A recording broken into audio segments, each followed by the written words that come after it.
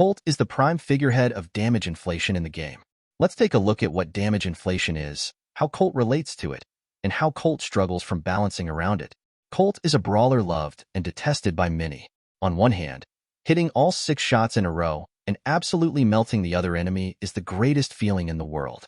On the other hand, you can be having the greatest time in lane as a piper, but if you zone out for a single split second, the enemy Colt unloads all his bullets at Mach 1 and destroys you within a single attack.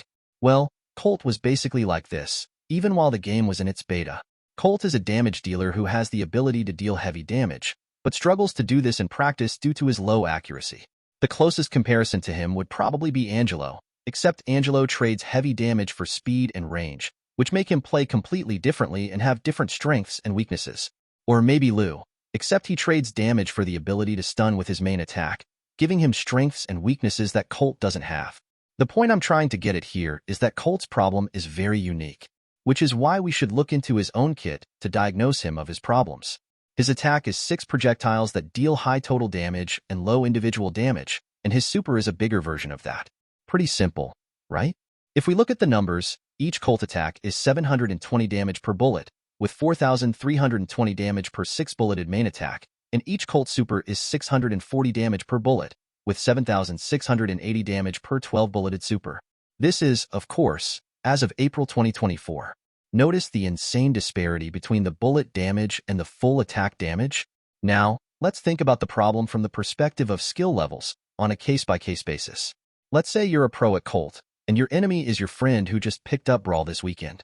Since they don't know how to juke, you're obviously going to hit all 6 of your bullets onto him and deal that sweet, 4,320 damage. Colt obviously seems like the strongest brawler on Earth at that point. 4,320 damage per bullet? That's crazy. How about the scenario where you're at a disadvantage, playing Colt against a seasoned pro? Well, if you're lucky, you might hit 1 bullet per shot, if any at all. This brings your damage per shot somewhere between 0 and 640. Doesn't seem so broken now, does he? This gives Colt the designation of a noob stomper brawler. Noob stomper brawlers are brawlers that can only realistically reach their potential when their players are better than the enemy, and that potential is much higher than the potential he might reach against an enemy of the same skill level. Being a noob stomper brawler is bad. I'll talk about this more in depth in later analyses, but noob stompers are very hard to balance, and they almost always stay at the bottom of tier lists because of this. And don't forget, we still haven't talked about one specific scenario. The scenario where you and your enemy are evenly matched in skill. This scenario needs no further analysis, as we get all our evidence straight from competitive play. In competitive play, where you need to win, pros tend to pick consistency over inconsistency. And a team with Colt is inherently inconsistent, because the Colt's viability is fully dependent on how good the enemy team is, even when isolating that specific variable by not considering the player's skill.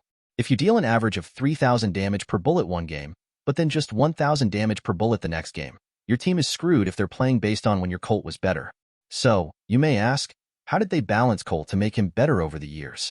Well, in games, there's a phenomenon known as trickle-down balancing, where the game is balanced around the competitive scene in hopes that the competitive balance will trickle down into balance in casual play. Brawl utilizes this quite frequently. And of course, since Colt's damage was low at an equal skill level, they increased his damage across the board. So now we can get one shot if we lag for even a second.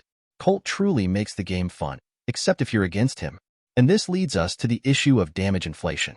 Damage inflation happens when health is nerfed and damage is buffed during balance changes, without the opposite happening all too much.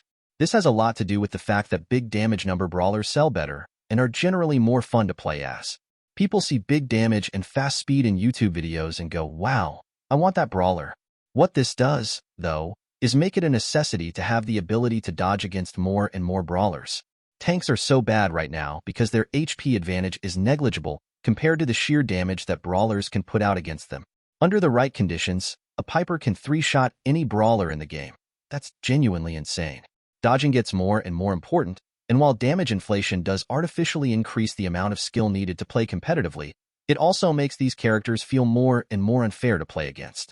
You can see this in the previous releases. As of April 2024, 4 of the 6 brawlers released from Chuck onwards has had a movement speed greater than normal. Anyway, this wasn't a traditional analysis, but I believe Colt's mechanics are pretty simple.